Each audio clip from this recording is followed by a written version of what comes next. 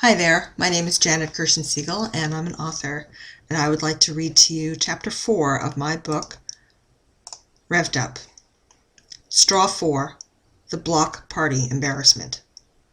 When the weather improved, officer, and the children were out of school for the summer, we returned in order to participate in the annual block party that's always held in my parents' neighborhood.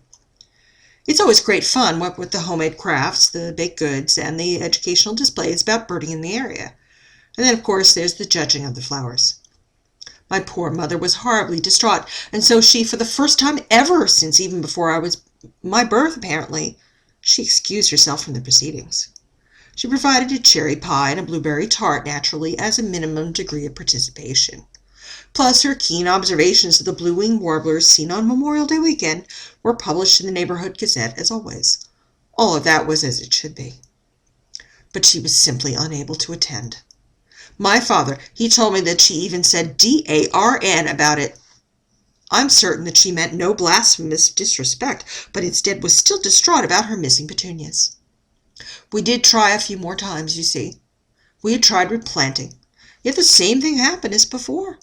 There would be flowers until the night, and then in the morning there would be a horrid ragged gap, and in its place would be mud or dust with that mysterious reversed UGG print on it. Well! You won't believe what happened. Oh, don't smile at me, officer, for this is a serious business.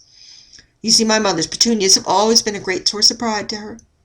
They're a bit of a comfort in her golden years, I imagine. And so it came time for the flower judging. The lady who lives directly across the street from my parents, she brought forth her usual ho-hum African violets. They're pretty, if you care for such things. And there's a lady from down the street on the north side, and she brought her camellias. They're a bit ragged and brown around the edges, if you ask me. But the next time, oh my stars! It was the lady of the P.O.J. family house. She had this box. It was certainly no proper flower box. It was the cardboard affair. It seems to have originally held a commercially prepared breakfast cereal for children. Not certain which type, officer. Does that matter? Well, in that box, which smelled a bit, truth be told, there were uneven clumps of dirt and a mishmash of petunias. And there was also, and here's where it gets interesting, officer, there was some Jimson weed.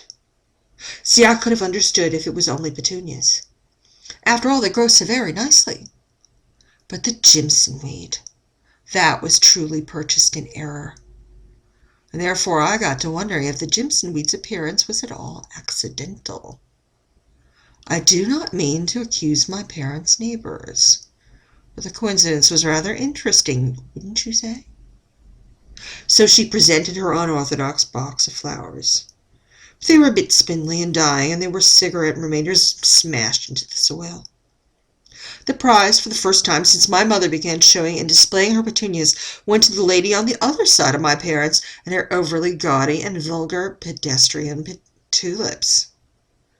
D-A-R-N indeed, if I may be so bold, officer. Thank you for listening. This is Janet Gershen-Siegel, and I'm the author of this piece. That was Chapter 4 of Revved Up, and if you want to read this story, you can do so on Wattpad, where my username is Jespah, Jespah. Thank you for listening.